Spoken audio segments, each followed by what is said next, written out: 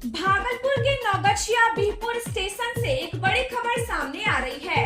High speed और hi tech मानी जा रही वंदे भारत एक्सप्रेस पर एक बार फिर शरारती तत्वों ने इस ट्रेन को निशाना बनाया है।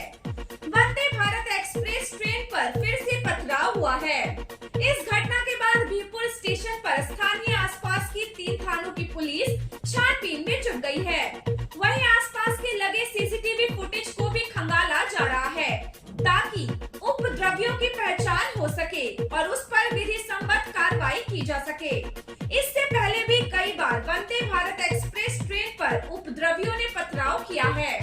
कुछ दिन पहले भागलपुर के पुरानी हॉल्ट के पास भी पथराव हुआ था।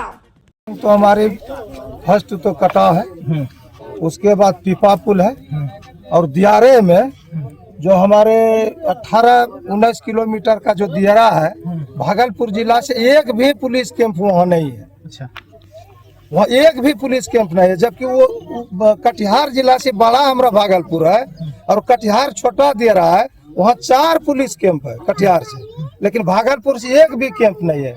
हम विधान परिषद विजय से हम मांग किए हैं, पूरा तोफिल से खबासपुर तक के लिए हम लोग मांग किए हैं।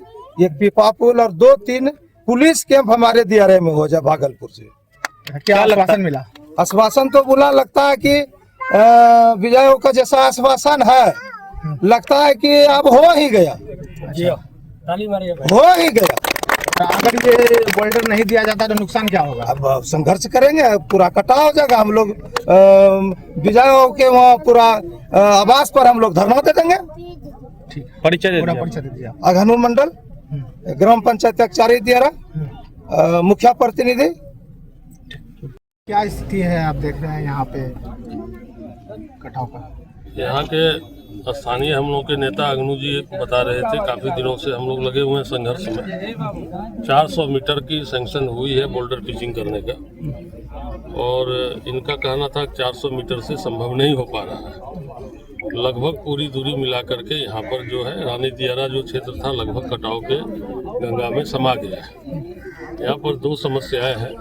एक तो लगभग 1 किलोमीटर की डिस्टेंस है जिसको कि पूरी कर देना है। 400 मीटर उसमें हो चुका है, बाकी शेष जो बचा हुआ है 400 मीटर एक चारी का हुआ है। यहाँ का अभी हाथ नहीं लगा, तो इसको भी करा देना है। और दूसरा, विस्थापित लोग जो है यहाँ से जो कटाव से प्रभावित है उनके लिए रहने के लिए शरण की जरूरत है। तो निश्चित रूप से सरकार के समक्ष ये सारी बातें रखती जाएगी।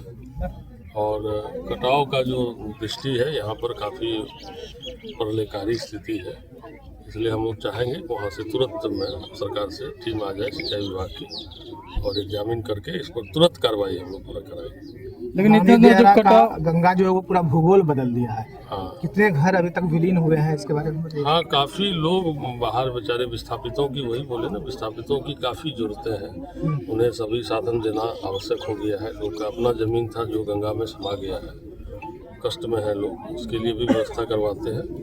और जो अब आगे कटाव ना हो इसके लिए ठोस उपाय करने की आवश्यकता है। कुल कितने बोल्डर बनाने के कहाँ से कहाँ तक? 1 किलोमीटर लगभग है, और अभी मिला करके 400 की स्वीकृति हो गई।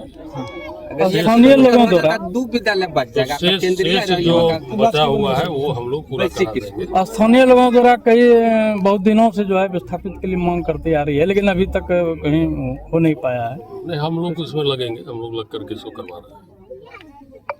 400 मीटर का भी अग्नू जी के ही प्रयास से 400-500 मीटर होगा। 400-500 मीटर का जो हुआ है इन्हीं के प्रयास से मैंने ही कराया है। काफ़ी कई बार क्वेश्चंस करना, माननीय मंत्री जी से निवेदन किए और सरकार से कह करके इससे मैंने स्वीकृति यहाँ का और एक तिनटंगा दियारा का, दोनों का मैंने कराया है।